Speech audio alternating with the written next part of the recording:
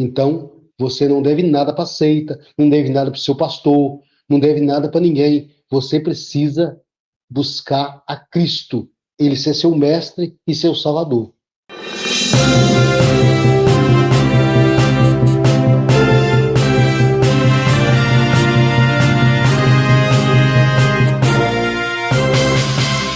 Olá, amigos, sejam todos muito bem-vindos ao canal Cortes Apologéticos. Esta é a nossa segunda entrevista neste quadro novo que nós criamos neste canal para ouvir as pessoas que já foram membros de alguma seita religiosa e que gostariam de compartilhar conosco um pouco de sua experiência, sua história de vida, suas vivências, que ela teve exatamente enquanto esteve envolvida com uma seita religiosa.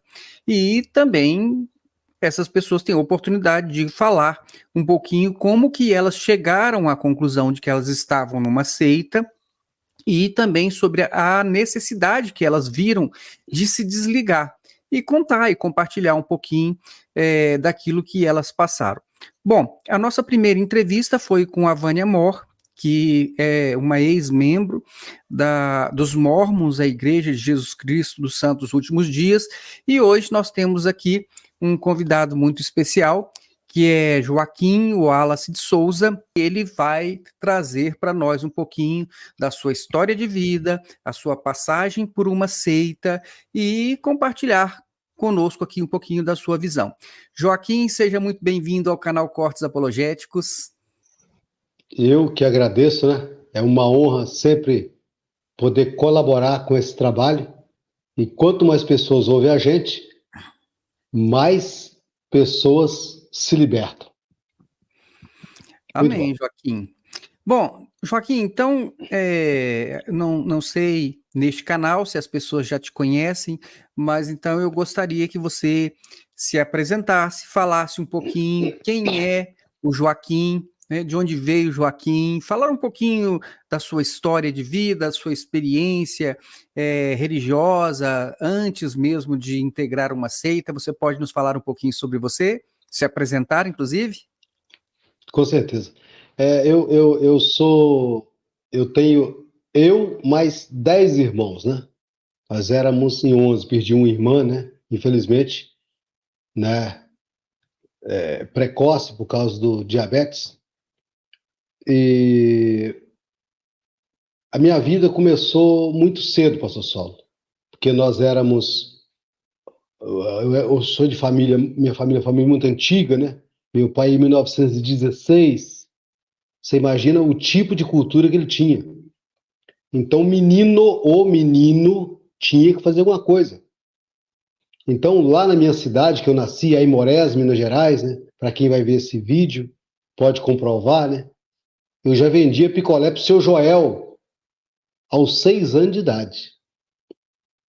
Aos 8 anos de idade, eu trabalhei com o seu Chico, da Mercearia União, no balcão, colocava um tamborete, que era, o arroz era medido, não vendia para arroz ensacolado, né? Aos 11 anos, trabalhava com a dona Terezinha, que trabalhava como doméstico e ajudava nos bares, no bar dela.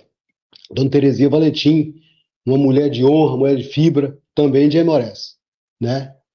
E culminou de eu ter que vir para Vitória, porque eu precisava ganhar vida, porque eu trabalhava praticamente a troco do alimento, porque nós passávamos muita dificuldade. E eu tive que vir porque a minha mãe doente, né? Inclusive minha mãe, nessa época, eu conheci a seita Maranata em 1982, né? E a minha mãe, logo após minha mãe deu um AVC, junto com diabetes, ela ficou cega e paralítica. E eu tive que fazer alguma coisa para trazer alguma melhora na nossa situação. Aí eu fiquei com meu irmão, né, Mazin, um homem de bem, cuidando da minha mãe, né, e eu tive que vir para Vitória para procurar algum tipo de trabalho para trazer um sustento para ajudar em alguma forma, né? E nessa vinda para Vitória, assim que eu cheguei, já procurei uma kitnet para alugar e fui cuidar de um galinheiro, pastor Solo. Parece brincadeira, né? Eu encontrei o Elson Borges, um homem de bom coração, né? Irmão do seu Honório Borges, aqui em Vila Velha, né? Na antiga Lideralto Autopeça, para quem está me ouvindo de Vila Velha vai lembrar muito bem. E ele falou a proposta para mim, enquanto você cuida das galinhas, ele tinha aquelas galinhas Ródia, aquelas galinhas vermelhas, você cuida das galinhas, no momento de folga sua, você vem para o balcão. Isso era em 1988. E eu, na minha hora de folga, eu ia para o balcão, depois que eu cuidava das galinhas, colhia os ovos, limpava e tal. E aí eu ia para o balcão para aprender. Com 6 meses, o trivial no balcão de autopeça eu já vendia. Aí ele achou por bem eu ficar mais no balcão do que no galinheiro. Então é uma longa história, e logo aí eu tive que... Meu pai veio a falecer no dia 22 de novembro de 88, e minha mãe, dia 3 de janeiro de 89, veio a falecer. E eu tive que me virar com o que me sobrou, que foi 2 irmãos mais novos. Eu trouxe eles e fui cuidar deles como pai deles, porque eu ia fazer 17 anos, um tinha 14, muito mirrado, e o outro ia fazer 9. E a minha vida foi essa correria que o senhor pode notar, e com isso eu nunca parei de trabalhar. Eu até brinco, né, que se a gente fosse receber por tempo de trabalho, eu estava aposentado há muito tempo. Você entendeu? É isso aí. Muito bem, Joaquim. É até interessante essa sua história, uma história de superação, e talvez daí venha essa sua força de lutar pelas causas que você tem assumido uma certa liderança. A gente sabe que, inclusive, você hoje lidera até uma associação para poder ajudar ex-membros da seita Maranata, pessoas que estão sendo processadas, pessoas que muitas vezes são desamparadas, que nessa associação, inclusive, tem um psicanalista que já está ajudando no atendimento às pessoas. Então, talvez daí venha esse vigor, esta força, para você dar conta de enfrentar essas batalhas aí.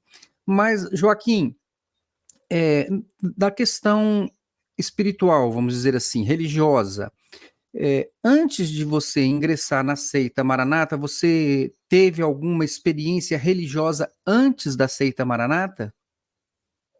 Pastor Solo, nós éramos uma família mística. Nossa família era muito mística.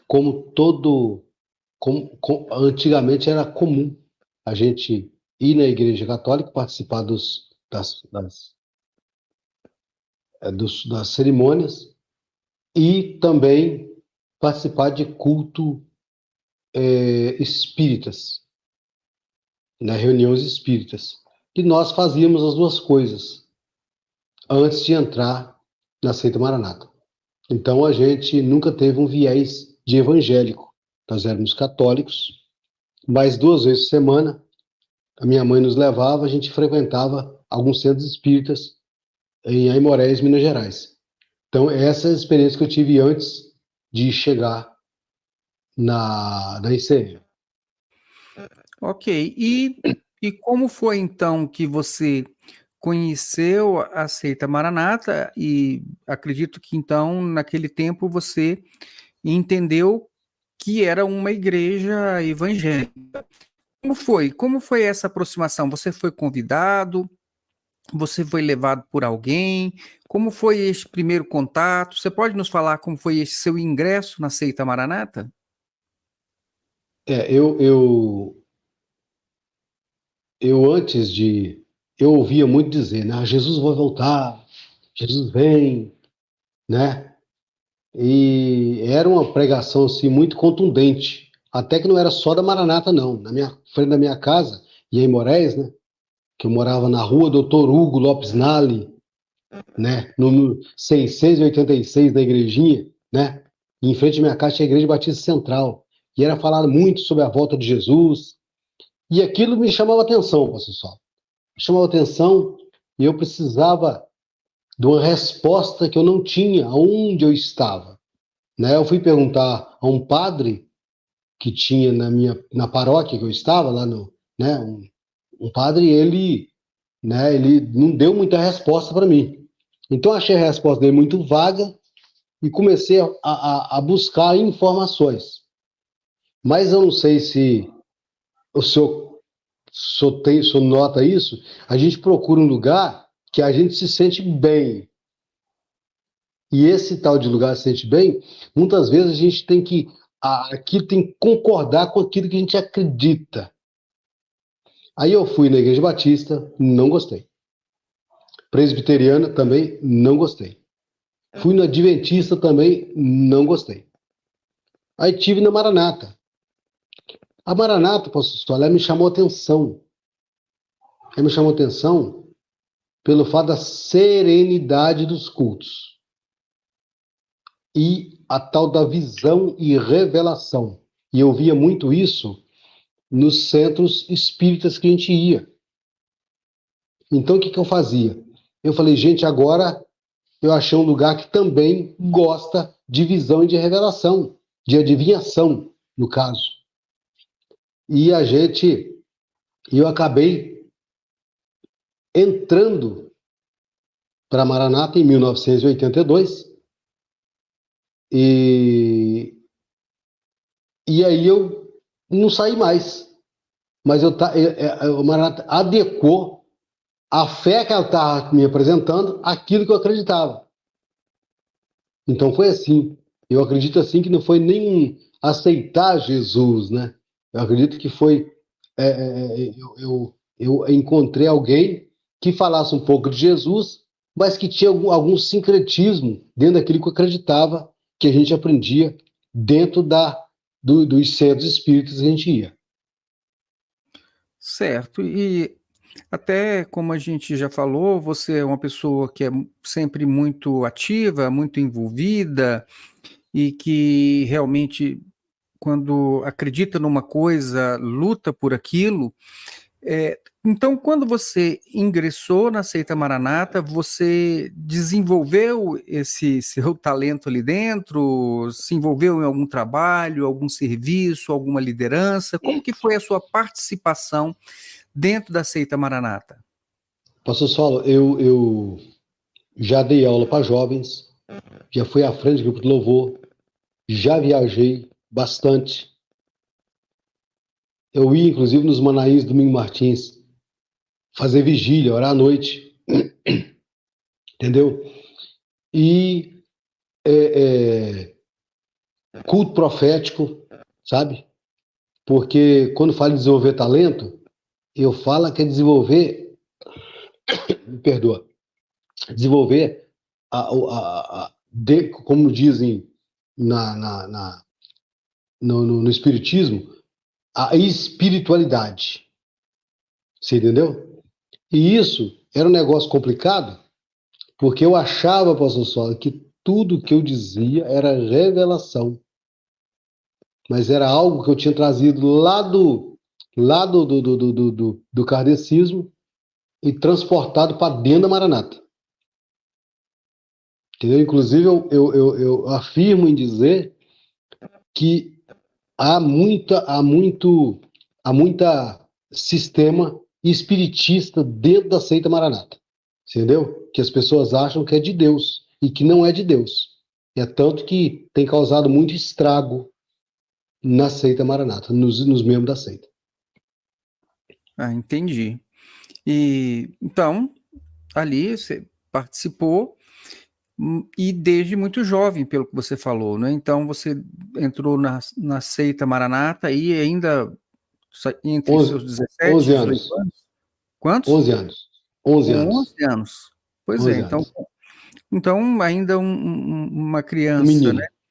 E aí você, como você teve esse processo de desenvolvimento ali dentro, hoje, com a visão que você tem hoje, você percebe que a igreja aceita, ela interferiu de alguma forma? Por exemplo, vamos começar aqui pela questão profissional, porque você já estava lá trabalhando no comércio, mas eu estou te perguntando isso porque a gente ouve muito falar sobre a interferência que as seitas têm na vida profissional das pessoas, dizendo, olha, isso não, isso sim, esse horário não, esse horário sim. No seu caso, houve algum tipo de interferência da seita na sua vida e no seu desenvolvimento profissional? Com certeza que sim. A minha vida estudiosa, por exemplo, eu parei de estudar, porque eu não queria faltar aos cultos, porque tinha uma revelação, inclusive, a revelação é que não perdesse nem a hora do clamor, que se perdesse o clamor, perdia tudo. Então eu não estudei. Eu sempre gostei de ler, pastor Só. Eu perdi meu tempo e não estudei. E, e trouxe uma relação ruim comigo e meus filhos. Hoje, meus meninos sentam comigo na mesa e falam, pai, Deus te resgatou para ser nosso pai. Porque agora eles sentam comigo, eles conversam, eles brincam, eles riem, sabe? E antes não, antes tudo era opressão, sabe? Então eu tive assim muita dificuldade mesmo, muita dificuldade mesmo. A gente era tolhido a não sair, a ir no cinema, não podia ir numa praia, sabe? E nós sabíamos que chegava para nós notícia de pastores com problemas seríssimos de caráter e que não era cobrado, sabe? Já nessa época, tá? Logo no início, né? Tinha uma tal de oferta, mês da oferta voluntária, logo no início, que as pessoas davam joias, terrenos, material de construção, volumes em dinheiro, e muitas vezes muito desse dinheiro sumia no meio do caminho, sabe? Tinha joia que era dado, nem chegava na igreja, sabe? Era depois visto no pescoço de uma esposa de pastor, de uma filha. Então, já nessa época, lá na década de 80, você entende? Mas como você falou, se envolveu na minha vida, foi um envolvimento terrível, porque eu procrastinei, assim a falar, pastor Sá, minhas decisões, entendeu? Hoje eu falo que se eu tivesse feito o que eu fiz há 5 anos atrás, eu estava totalmente independente hoje, financeiramente. Mas, infelizmente, eu fui amarrado e atado e algemado pelas doutrinas da seita Maranata. Certo. E então, você falou dos seus filhos, mas você se casou já enquanto estava na seita Maranata, Sim, e a gente sabe, pelas informações que nós temos, que há vamos dizer assim, uma orientação da igreja onde o membro só se casa com outro membro e tem uma série de requisitos que têm que ser cumpridos. No seu caso, houve interferência da igreja na escolha da pessoa? Tinha que ser da seita e tinha que ser desse jeito? Assim, a seita interferiu na sua vida, no seu relacionamento sentimental, emocional? não nesse ponto não, porque eu sempre fui muito cabeçudo, né? Comigo, quando eu quero um negócio, não tem esse negócio, né? Só pode ver que a gente está aí nossos combates, eu tenho que dizer para mim que eu estou errado. Se está errado, eu volto atrás. Então eu sempre fui chamado de ovelha negra. Eu gostava da cabeçada, era o bode, porque algumas coisas eu não aceitava de jeito nenhum. Então isso aí não mexeu comigo. Entendi. E agora diz uma coisa: você hoje é um ativista em relação a proclamar que a Igreja Cristã Maranata é uma seita religiosa. Você faz isso nas suas redes sociais e talvez aí seja aí uma das pessoas que inicialmente começaram a fazer esse trabalho com muita insistência. Eu me lembro aqui de algumas pessoas que faziam isso. Por exemplo, o Reginaldo Nogueira, primeira pessoa que eu me lembro aqui de cabeça, que estava falando sobre a Igreja Maranata e já apontando que ela teria as características de seita. Tinham outras pessoas que eram chamadas, tem o Cavaleiro Veloz, que ele tinha um site, né, e a partir daí surgiram outras figuras, como Cavaleira da Verdade, se não me engano.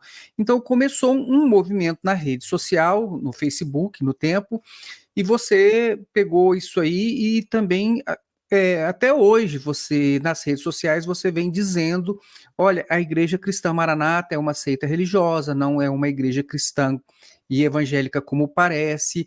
E eu queria saber de você, quando foi que você começou a ter este entendimento? Quando você, mesmo estando lá dentro, começou a perceber que alguma coisa não estava muito certa? É, é, lá, olha só, quando houve o escândalo, né, em que Judeti, essa turma toda foi preso por desvio de dinheiro, né, acusações do Ministério Público, eu não saí nessa época. Não saí porque eu achei que ainda tinha uma esperança, porque se tiver homens de Deus dentro da Maranata que ouvem a voz de Deus, nós íamos afastar esses homens e íamos dar a volta por cima. E ia pregar o evangelho e proclamar o evangelho. E aí eu comecei, pastor Solo, a comer Bíblia, a ponto de ter fome da palavra. Né, a ponto de ter fome da palavra. E aí aí eu comecei a ver um monte de inimigos dentro da Maranata, pelo fato de eu estar lendo a Bíblia. O pastor pregava, gente, o pastor pregou, mas aquilo não tem nada a ver com Bíblia. Ó, pois, você está falando mal do ungido. Eu ouvi isso demais. Mas, pastor Solo, eu resolvi, fui convidado por um amigo meu, Israel, amigo meu, né, ele da Assembleia de Deus, o irmão Joaquim. Eu estou participando de um curso lá, o irmão que está dando o curso, é só para ajudar, é R$ 50 mensais, só para ajudar ele. E ele conhece grego, hebraico, muito bem estruturado. E ele pega uma aula, professor, de missiologia, uma aula. E você podia ir com a gente, você está com fome da palavra e tal. Eu fui, professor. Eu fui, né? Mas um pouquinho antes, eu já tinha, como eu falo, um pouquinho antes, em 2009, eu já tinha feito um cadastro para ser colaborador da Missões Portas Abertas. Eu comecei a receber informações de irmãos cristãos que estavam sendo mortos, perseguidos, presos, enforcados, torturados, fuzilados. E eu comecei, a partir de 2009, eu comecei a descobrir que eu nem crente era. Cristão nem pensar. Porque eu descobri que eu estava defendendo uma placa e eu estava sendo um cavalo de batalha de Judeti com as turmas dele. Um cavalo de batalha. E aí eu comecei a estudar. E eu comecei a pegar a igreja. Olha só a situação, tá? Aqui as perguntinhas que eles dão na segunda-feira para responder no domingo. Eu comecei a pegar as perguntas e lá no cunho bíblico, bonitinho, entendeu? Com dicionário, grego, hebraico, e chamava os irmãos. Aí vinha 20, 30 irmãos comigo para aprender, a meia dúzia para ouvir Judeti. E aí, por final, o pastor estava tendo problema comigo. O pastor, para não ter problema comigo, ele mandou eu para o interior do Espírito Santo. Para o interior do Espírito Santo, interior de Alegre. Para não ter problema comigo. Aí nós ia para lá, e ungido, gente boa, tal, né? Mas era o Maranata, meu amigo hoje, né? Ele vai ver esse vídeo e vai. Depois ele fala, pô, Joaquim, você pegou pesado comigo lá. Mas não, é meu amigo, hoje é meu amigo, entendeu? Hoje é um ex também, né? Ele ia para lá e eu ia com ele, no Maranata ainda. Como eu estava lendo bastante, ele terminava de pregar, aí nós entrávamos para a casa pastoral para jantar, a igreja, ao invés de ir embora, a igreja ia lá para a casa pastoral. E aí queria que eu pegasse a mensagem que ele pregou e explicasse a mensagem dele. O pessoal só ia embora depois que eu ouvisse o que eu tinha que falar. Aí eles começaram a me chamar, pastor Sola, Joaquim de A a Z, né? Porque disse que eu tinha resposta. Eu falei, não tem resposta, estou lendo. E aí, pastor Sola, ficou insustentável a minha vida da Maranata. E aí eu saí da seita Maranata, que não é igreja, né? E perigosa para a família, inclusive. Saí da seita Maranata. E com isso, o ungido saiu também. E tive muita dificuldade, inclusive, professor. Porque várias pessoas pararam de conversar comigo, pediu um monte de amizade. Fui bloqueado por gente que estava comigo todo dia. Porque agora eu estava falando mal da obra do Judeti, que diz que é obra de Deus. E aí eu saí e encontrei uma comunidade da Assembleia de Deus, professor.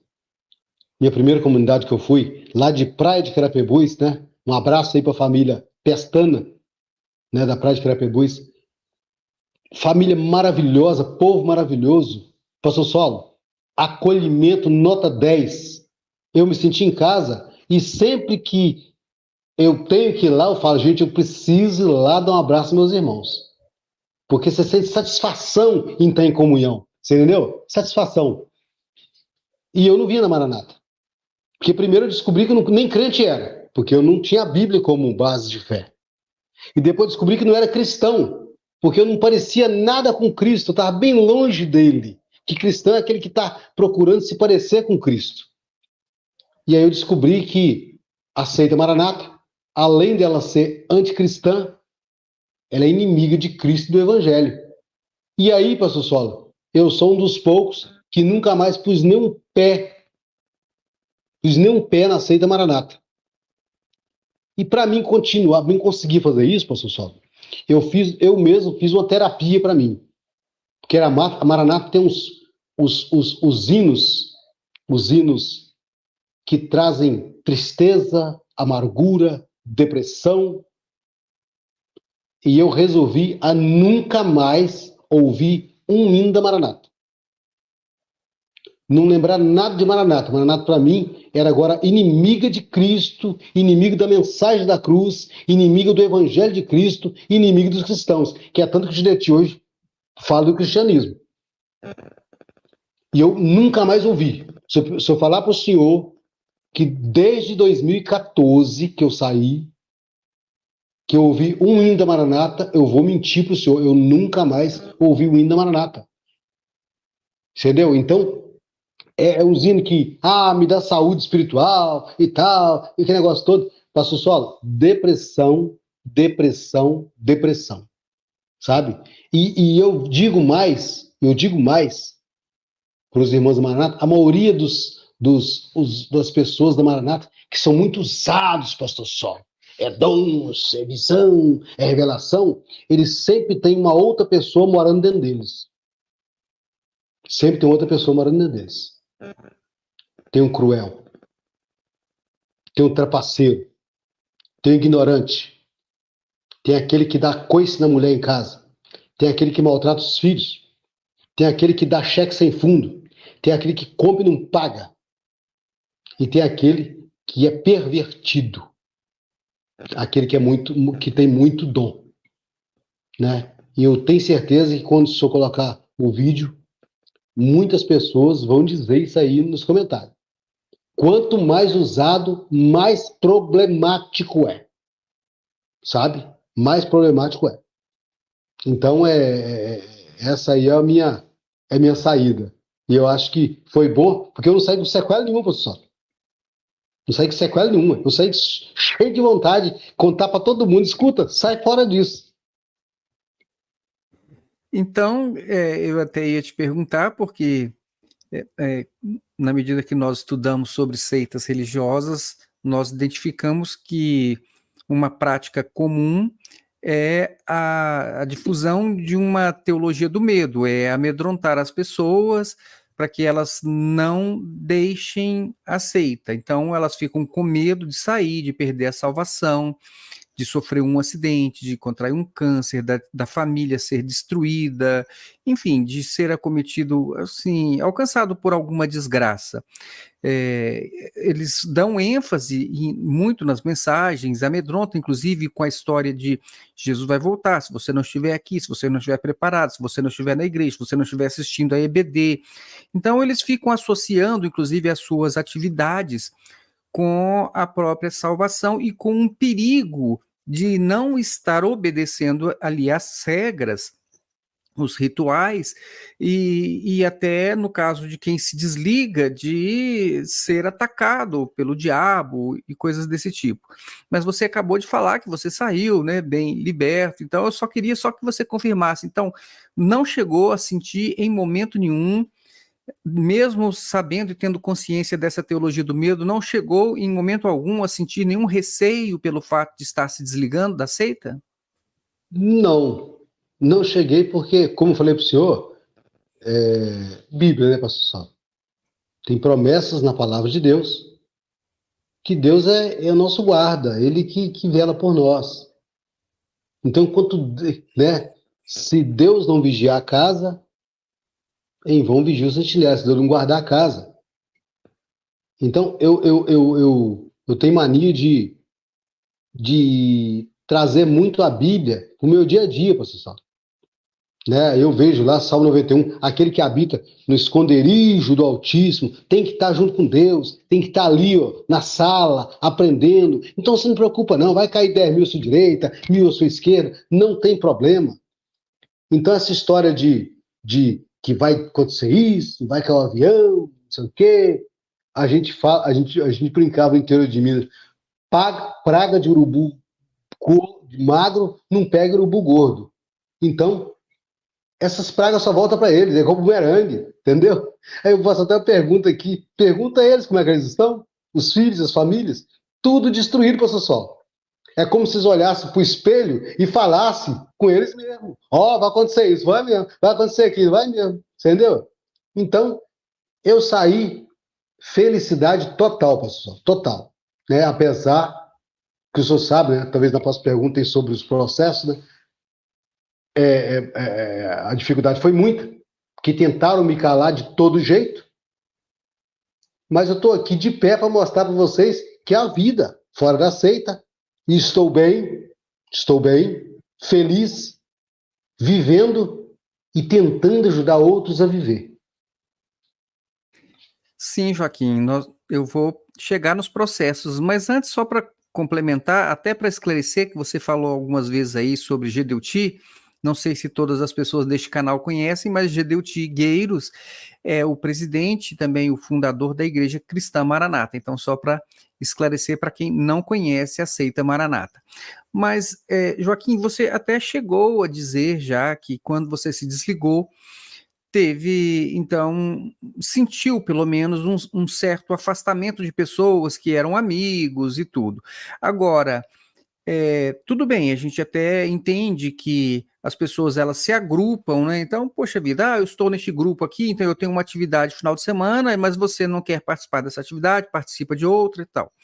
Mas em relação à questão familiar, porque você já tinha filhos, não sei se eles estavam, se permaneceram, algum parente, algum tio, alguma coisa, em termos assim, porque eu não sei bem a sua história, mas em relação à família, a parentes, tinham pessoas na igreja? Você foi ostracizado de alguma forma?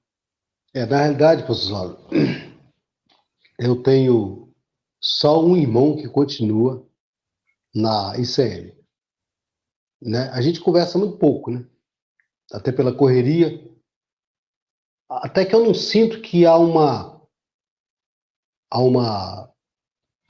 uma diferença com ele, porque ele mora em Vitória, em Vila Velha, eu moro em Construção da Barra. Então o tempo é muito curto pra gente. Ele é muito trabalhador, é o meu menino, né? Que tinha 8 anos, né? Entendeu? Que hoje está, né? Eu estava com 16, ia fazer 17, só veio que a nossa idade, né? Na época eu tinha o dobro de idade dele, agora não tem um dobro, né, pessoal? Agora... E aí eu sempre dou bom dia para ele e tal, ele é muito gentil comigo. Eu não vejo diferença, né? E sempre que eu vou na casa dele, eu sou bem recebido, entendeu? Inclusive, presente ele com a Bíblia linda, maravilhosa, para ele ter um aprendizado melhor, entendeu? Ele está lá a respeito à condição dele, né? E é um menino de bem, um menino que não gosta, né, não compactua com nada desse pessoal, né? É o único que ficou. Mas amigos meus, irmãos, que diziam que eram irmãos meus, sabe? Que dependia de mim para alguma coisa, eu perdi tudo. Perdi tudo, né? Aliás, quando diz que a gente só perde o que nunca teve, né? E amigos de verdade, a gente continua com eles até hoje, né? Inclusive, alguns de verdade, que eu tinha alguns irmãos de verdade, quando viu a minha denúncia, por me conhecer, foi fazer as pesquisas e descobriram o que eu descobri e saíram juntos também. Vários deles, muitos deles saíram, entendeu? E na realidade, a gente era chamado de louco, né? Louco, isso é uma maluquice, a obra de Deus, a obra revelada. Só que eu disse que nunca foi revelada. Isso o Judeti colocou na cabeça dos outros. Foi a narrativa que ele usou, entendeu? É o marxismo religioso na mente dele. Então, quanto a isso, eu tô de boa, fiquei de boa. Por quê, pessoal? Porque eu tive ostracismo dentro do Maranata. Dos doentes, né? Mas os que querem a palavra, eu praticamente todos que eu falei de Jesus para eles, do preço pago na cruz e do sacrifício de tolo que eles faziam para o Judeti, eles abandonaram ele. Então, para mim foi vitória. Perdeu alguns, mas ganhei outros. Entendi, Joaquim. Chegamos então na questão do processo. Então, sabemos que você já foi processado diversas vezes pela seita Maranata, exatamente por ser uma pessoa que vai na rede social, que fala, que divulga e que diz que é seita. E então já sofreu vários processos judiciais. E eu queria que você nos contasse um pouquinho sobre isso. Primeiramente, quantos processos você já está respondendo? Como é que está essa situação? Qual é a razão desta seita? O que você pensa sobre isso, né? O que você acha que é a verdadeira razão da seita Maranata estar te arrastando para um tribunal? Você pode nos falar um pouquinho sobre isso, sobre a questão de justiça? Pessoal, os judetigueiros, junto com os pastores da Maranata, eles não conhecem nada de Bíblia. Eles estão acostumados a manipular as mentes, e eles não estão preparados para redes sociais. Eu não sei se o senhor tem notado isso, não estão preparados para rede social. E eu usei a rede social justamente como uma ferramenta, porque eu não podia sair de canto em canto falando. Aonde eu fui, inclusive eu estive na casa de um casal, lá na Serra, eles me confrontaram na rua, eu falei assim, vou confrontar vocês, tá? Vou na casa de vocês, na quarta-feira, e vou levar a Bíblia.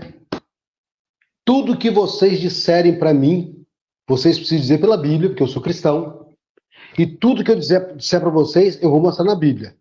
E se no final vocês perder a questão, vocês vão sair desse lugar. Mas eu era muito amigo deles. E eu tinha esse feedback. No final, perderam a questão, saíram todo mundo. Na mesma quarta-feira. Eu sou desse tipo, eu gosto de dar um confronto, né?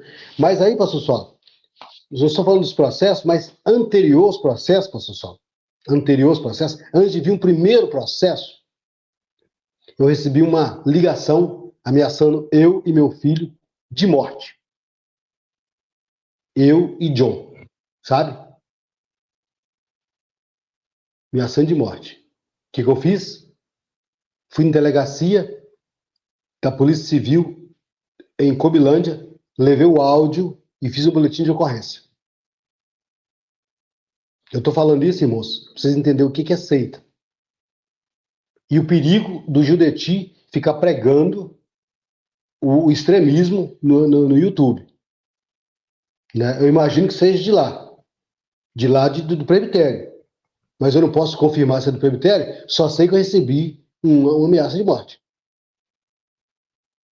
Depois, um pastor do presbitério me liga, cheio de autoridade. Você vai tirar tudo isso da rede social. Meu amigo, eu não tomo debaixo do jugo de vocês. Vocês vão ter problema. Eu vou postar mais agora. Se eu estou cutucando vocês, que o negócio está funcionando.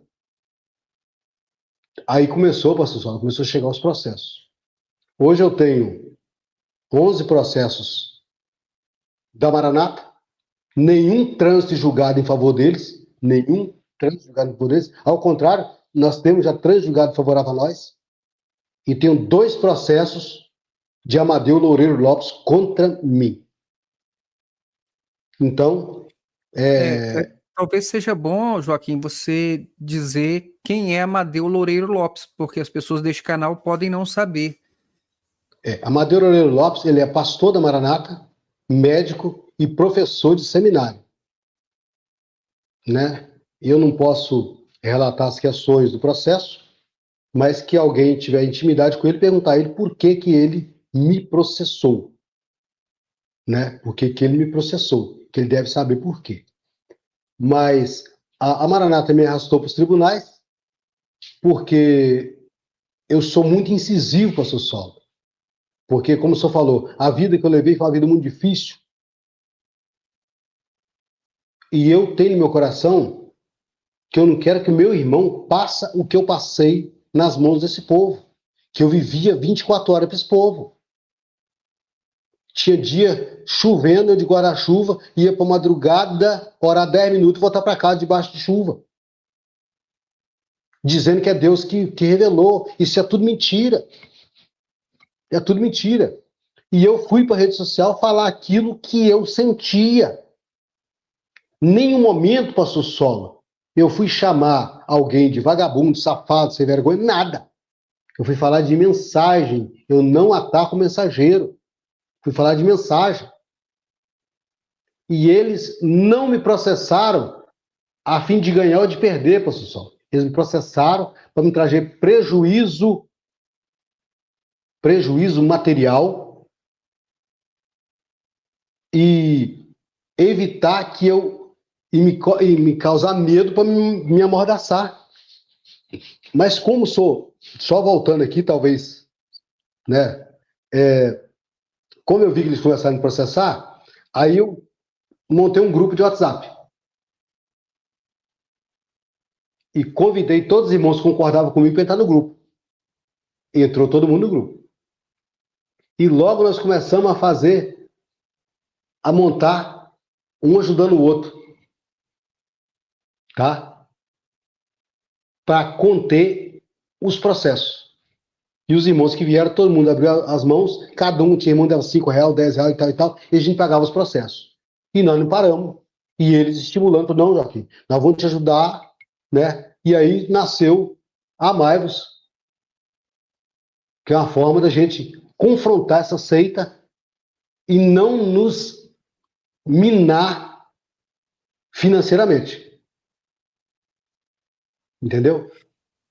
Entendi, Joaquim. Inclusive, eu fiquei sabendo que você está lançando candidatura. Eu não sei, eu não entendo muito bem disso, mas eu não sei se você se lançou como um possível candidato dentro do partido, se você já é candidato, enfim, eu não tenho essa informação, você pode até me passar essa informação agora, porque a gente não conversou sobre isso.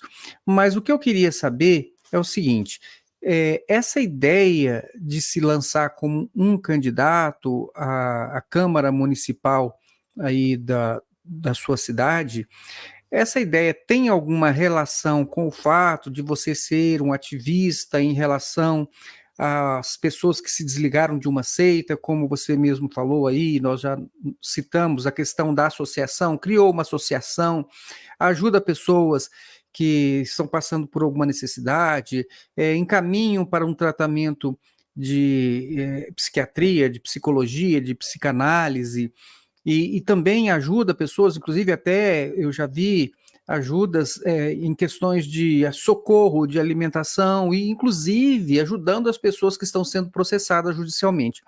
Então, essa ideia de se candidatar veio desse ativismo em relação aos ataques da seita aos ex-membros. Tem alguma relação com isso? Ou isso apenas desenvolveu em você esse desejo de expandir um pouco mais essa sua causa, essa sua batalha nesta causa, para ajudar as pessoas? Afinal, tem alguma relação? A candidatura tem alguma relação com o fato de você estar envolvido com essas causas dos ex-membros ou não? Ou não tem nada a ver, é apenas um projeto que você tinha realmente, um projeto social? Você pode falar um pouquinho sobre isso? Pastor Saulo, eu era afiliado ao Prona, do Dr. Enéas, né? Então, diz que eu já sou meio doido por isso, né? Mas a palavra de Deus fala que a gente não deve folgar com a injustiça. Com a injustiça. Então, tem a ver com a Maranata, mas ela é parte do negócio, né? Eu acho que as instituições religiosas, elas precisam ter responsabilidade no que fazem, inclusive constitucionalmente. Né? Por exemplo, aqui na minha cidade, nós temos inúmeras igrejas e nós temos um número grande de pessoas que têm dificuldades extremas por falta do evangelho. Por falta do evangelho. E com a questão de eu ter estudado um pouco de missiologia, que eu não estudei todo o curso, que eu não tive tempo, muita perseguição a cristãos. Isso, querendo ou não, acontece dentro das seitas e dentro do movimento religioso em si. Dentro do movimento religioso em si. E eu seria uma voz até para ajudar a promover uma situação melhor para esses irmãos que são cristãos como eu. Né? Aí o pessoal confunde evangélico com cristão, entendeu? Eles misturam uma coisa com a outra. Não tem muita coisa a ver, não. Porque o evangélico, ele crê no líder dele, no pastor dele e tal. E o cristão, ele quer em Cristo. Ele quer cada dia se parecer mais com Cristo. Então, a gente tem uma diferença, assim, bem gritante. Né? Porque a palavra de Deus fala, né? Vou lembrar aqui, Provérbios 29, 24, aquele que tem parte com o ladrão, aborrece sua alma, ouve maldição e não denuncia. Nós denunciamos. E se precisar cortar na carne, a gente corta. A gente diz que errou, sabe? E essa vinda minha para a política, que eu sempre fui político, eu nunca não importei em ser candidato. Porque hoje nós temos muita perseguição a cristãos no Brasil. A cristãos no Brasil. Então, hoje, eu estou vindo com um pleito municipal. Né? Mas amanhã, quem sabe, a gente consegue um pleito estadual, federal, que seja, para a gente trazer leis que diminua ou extermina o direito ao culto religioso que a gente tem. Que nós teremos dificuldade, já começamos a ter dificuldade, nas escolas não tem dificuldade, tem professoras que já são chamadas a atenção por orar o Pai Nosso na sala de aula, já não pode mais. Então, nós somos conservadores, né? E no quesito economia, a gente é liberal na economia, no quesito minarquismo, menor Estado, sabe? E que a gente compreende aí que o Estado ele é muito grande e entrega muito pouco. E a gente tem que ser ao contrário, né? Aí meu filho, inclusive, fez o professor dele, né? Que ele acaba conversando muito comigo, pega muita coisa minha, perguntou qual a diferença de uma ditadura para uma democracia? Não, ditadura, o povo tem medo do governo. E a democracia? Democracia, o governo tem medo do povo. Você entendeu? Então, a gente traz uma vida limpa, transparente, todos conhecem o nosso trabalho, e a gente quer trazer isso para dentro de uma sociedade que não está acostumada, pastor Solo, com transparência. Não está acostumada com transparência. E não está acostumada com prioridade. Né? Eu digo que tem gente que vai comprar lá, toma lá 10 graus de cerveja e esqueceu que o gás acabou em casa. Então, prioridade. Assim, ter prioridade, um cuidado. E a gente gosta de cuidar. Eu recebo, pastor Solo, liga, agora mesmo, estou falando com o senhor, o telefone está chamando. Tá aí batendo aí, ó. Ó, agradece, pastor Solo. Ó, foi muito bom, a minha família ficou livre, ficou liberta. Agradece a irmã Roseli. Gente, eu não sabia disso. Todos os dias, pastor Solo. Todos os dias.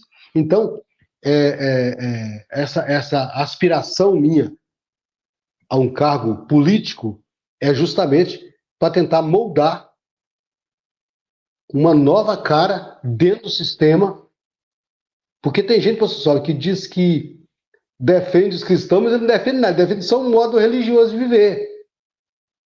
Eu não defendo cristão, defendo os bons costumes, defendo a família. Então é uma forma que eu costumo dizer que eu não estou entrando na política, estou indo por sacrifício. É um sacrifício. Você entendeu?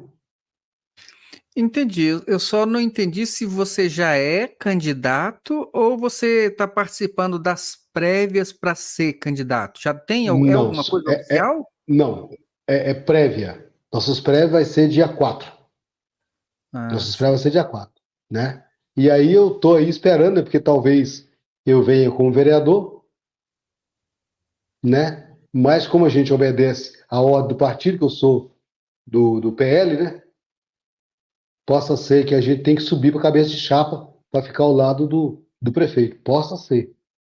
Mas não tem nada certo, né? Mas a gente está trabalhando aí para a gente mostrar a diferença. Pessoal, não precisa mostrar a diferença para o mundo daquele que serve a Deus e daquele que não serve a Deus. Essa é a diferença que nós vamos ter que trazer. Ah, Joaquim, você perdeu de fazer grandes negócios. Perdi. Porque eu não gosto de nada mais ou menos, me disse, não gosto de nada de qualquer jeito, pastor Só. Porque a gente que é cristão, crê em Cristo Jesus, a gente precisa ser transparente e honesto. Entendeu? É tanto que a gente até fala, né? Na associação, eu brinco com os advogados, ó, gente, eu tenho que sair disso, né? Vocês têm que me ajudar aí. Não, Joaquim, você tem que ficar nisso. Entendeu? É um negócio complicado, professor, mas é um sacrifício e que tem que ser feito. certo. E você hoje é comerciante, né? Se não me engano, você tem uma loja de autopeças em Conceição da Barra, é isso mesmo? Sim, sim. E você acha que é possível conciliar todas estas causas e mais esse seu trabalho como comerciante? Ou você pretende deixar o comércio? Eu só estou te perguntando aqui porque eu não tenho essa informação. Pastor Saulo, olha bem. Hoje tem muito programa com inteligência, né? Então, eu costumo dizer, eu trabalho muito com procedimento, né? Não sei quem faz administração, antigamente era o Fordismo, né? O modo Fordismo de trabalhar. Hoje é o modo Toyotismo de trabalhar. Então, hoje nós temos 2 funcionários, a minha esposa me ajuda também. Então, a gente monta procedimento de trabalho. Então, o básico, eu digo hoje que 70% do meu negócio não precisa de mim. Porque apesar de ser autopeça, o programa ele conversa, prepara pedido, entendeu? É um programa bem elaborado e ele me traz aí informações em tempo real, né? E para ajudar, né, a gente está montando uma outra loja, que é uma loja de serviço. Então, é muito serviço. Mas o outro eu já vou deixar com o John. Com o John já está com 18 anos, né? Vai fazer 19, né? Entendeu? Vai fazer 19 anos. Então, eu vou trabalhar praticamente assim, administrando isso tudo. Administrando isso tudo. Porque minha vida, pastor Sola, é comércio. Eu digo para o senhor que eu gosto tanto da minha profissão, que pergunta para mim, Joaquim, e aí? Para mim é como se fosse uma religião, pastor Sola. Eu gosto de fazer o que eu faço. Eu gosto de fazer o que eu faço, tiro detalhe, penso detalhe, converso com a pessoa, como é que funciona, como é que funciona. Aí tem que falar assim, eu acho que você é mecânico, eu nunca sou mecânico, não. Você está entendendo? Então, eu vou conciliar porque você precisa aprender a delegar as coisas para as pessoas certas, treiná-las e dar o mérito para elas pelo treinamento, pelo aprendizado. Isso é pensamento de gente de direito, professor. Quanto mais a pessoa cresce, mais mérito ela tem e melhor ela ganha. Entendeu? Tem um funcionário que está comigo desde o início. Ela passou um monte de dinheiro na barra. Entendeu? Aí eu vou até brincar com ela, ó. Se você quiser ir embora, você vai. Para com isso. Ela fala comigo, para com isso. Você não me deixa, não, viu? Muito bem, Joaquim. É bom saber, bom conhecer um pouquinho mais de você, do seu trabalho, das suas atividades, da sua luta, do seu ativismo, também a sua história aí na seita Maranata. Bastante interessante. Mas deixe agora, então, para as pessoas que nos acompanharam até aqui, uma mensagem final, né, sobre você conseguiu se desligar de uma seita religiosa, você tem essa convicção hoje, e o que você poderia deixar de mensagem para as pessoas que estão hoje percebendo que estão em uma seita religiosa, mas ou sente medo, ou não tem coragem de se ligar, ou ficaram presas exatamente por a questão social, por medo de sofrer um ostracismo. O que você poderia deixar de mensagem? Fica, vai levando como está, sai? O que você poderia deixar de mensagem final para essas pessoas? A mensagem que eu deixo para as pessoas que ainda não conseguiram sair, que você precisa sair urgente. Não é para hoje, não é para ontem. Urgente, né? Não perca seu tempo. Ainda você precisa, agora, ao sair, você vai precisar de se reconhecer como pessoa, viu, professor? Porque é muito difícil, que a gente perde a identidade. Né? Você pode ver que o Judetir fala um negócio lá, daqui a pouco tá todo mundo repetindo, e perde a identidade da gente. Né? E eu lembrar aqui para os irmãos, né, nós estamos falando da seita Maranata, né? João 19:30, Cristo diz na cruz que está consumado, está tudo consumado. Quando Cristo diz que está tudo consumado, o original não é está tudo consumado, é tetelestai. Tetelestai. Está tudo pago, você não deve nada. Você não tem madrugada, não tem jejum dormindo, não tem culto todo dia. Sabe que hora que é seu culto, irmão? Quando você levanta até na hora de você dormir. Você tem que ter um culto cristão na sua vida. Você tem que ter seu testemunho de cristão.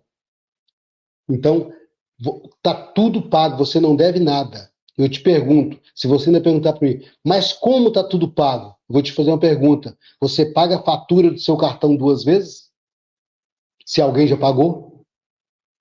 Não. Então, Cristo pagou tudo para você. Tetelestai. Tudo pago. Tudo quitado. Tudo que estava sobre você, sobre seus ombros, Cristo levou na cruz. Então, você não deve nada para a seita, não deve nada para o seu pastor, não deve nada para ninguém. Você precisa buscar a Cristo, ele ser seu mestre e seu salvador. Ok, Joaquim. Meus irmãos, chegamos ao final desta live. Eu quero agradecer, Joaquim, a sua participação.